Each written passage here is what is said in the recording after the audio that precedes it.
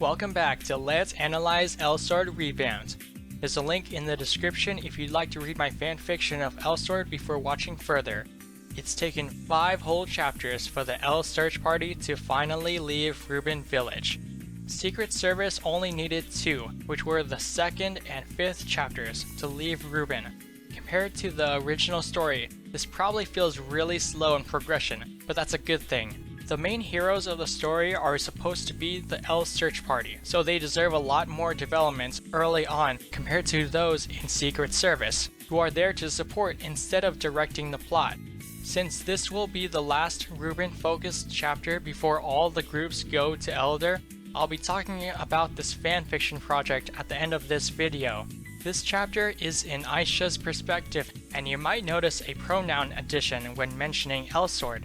In the previous chapters, Elsword and Rena's perspectives never referred to the character Elsword as kid, but here Aisha is narrating with the pronoun for Elsword as kid. She even calls Elsword a kid in the 70th paragraph of chapter 3, which was in her point of view as well. I wanted to make it clear that Aisha has very low expectations for Elsword at the start of their journey, but these expectations gradually change when she gets to know him better. These may sound hard to notice since Aisha still uses the previously used pronouns of boy and redhead, but I'm sure readers will definitely notice when she stops using insulting pronouns after a bunch of chapters where she does use them frequently. In the original story, Elsword and Aisha are usually bickering about insignificant things, such as Elsword's rudeness or Aisha almost hitting Elsword with magic. These arguments don't add anything relevant to the character development or to the plot, so if you removed them, nothing would change. I wanted to keep this conflict between them but have reasonable arguments that do affect their character development. This conflict is whether or not they can work as a team. From Elsword's perspective, he hasn't seen what Aisha is capable of, heard great things about her, and doesn't believe she is who people say she is because of her young appearance, especially after seeing Rena be a dependable fighter and friend, who happens to be a mature woman. Since Elsword is surprised at Aisha being a kid, readers can infer that he expected Aisha to also be a mature woman. After all, Elsword is a kid and doesn't believe he is as strong as Aisha before this chapter, so how could another kid be anything more than him? Someone who trained to be strong enough to bring Alice's back to Ruben. From Aisha's perspective, all she has heard about Elsword is failure after failure, so it's understandable for her to think a kid like him can't do much on his own. At the end of chapter 6, Elsword's vision was stuck looking at the night sky because of his head injury, so he couldn't see what Aisha looked like, but he was able to hear Aisha's voice and determined it was hers. That's why he figured out the person in front of him in this chapter is Aisha, because she has the same voice. It's obvious by now that almost everyone in Ruben hates Elsword, so I wanted to show the polarizing difference in how they treat Aisha like a hero. She did what Elsword didn't do, and that's all. In Aisha's prologue, it's hinted that she lives in or around Sander Village, so I wanted to confirm only for the fanfiction that she does live in Sander with Kuan Barn.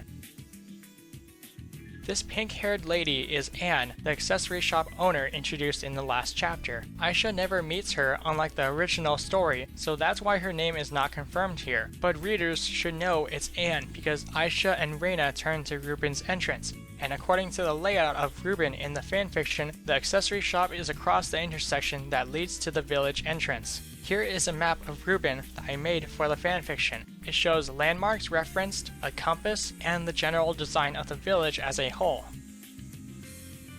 Aisha learning about this certain someone secrecy happened off-page because it would be repetitive.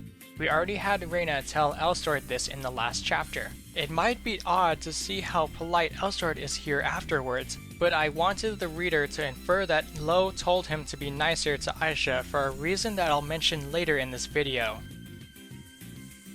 Back at the beginning of chapter 1, Elsword was known to have sharp eyes because he threw a pebble at a camouflaged fairy guardian. Here, the awareness plays a role in surprising Aisha, showing her that Elsword isn't a total failure. Something else noticeable about this encounter is that these monsters weren't here in chapter 4 when Rena left Ruben to get Ruri herbs from Spirit Falls. That means the effects of not having the Elstone around have already started.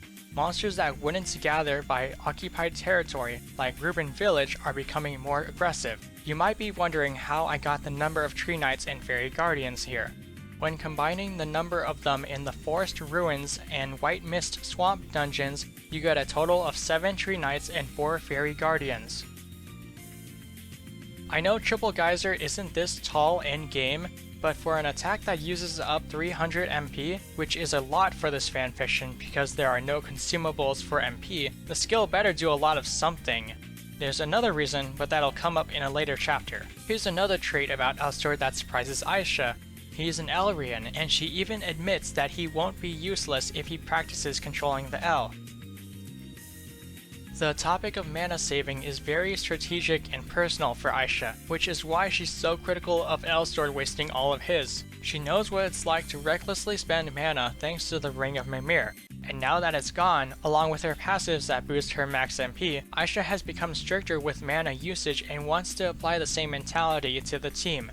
It's a lesson of conserving energy, so when you need it most, you have it. Not only that, but it's my way of saying there's balance in this fanfiction, so there won't be a lot of skill spamming. You might say Elsword is being stupid about hoarding versus spreading out mana, especially from Aisha's narrative, but remember that this journey is Elsword's training in his mind, so he wants to get as much experience as possible, even if that means he wastes mana. Aisha knew about the fight between the cadets and Elsword because she brought Lo and Haggis outside as soon as the fight was over.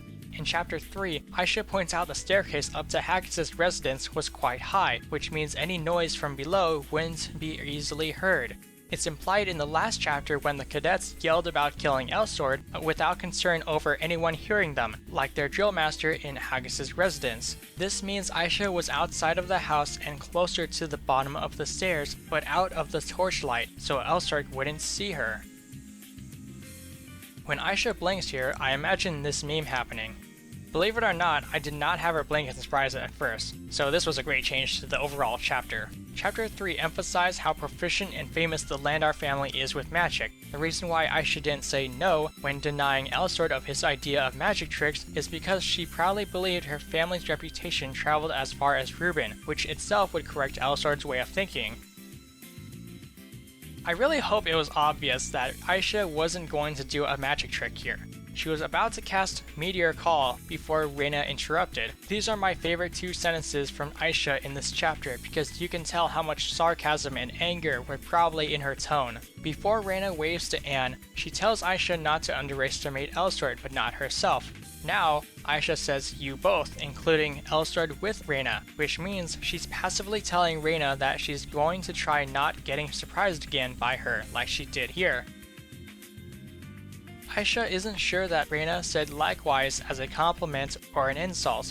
I'll tell you that it's an insult.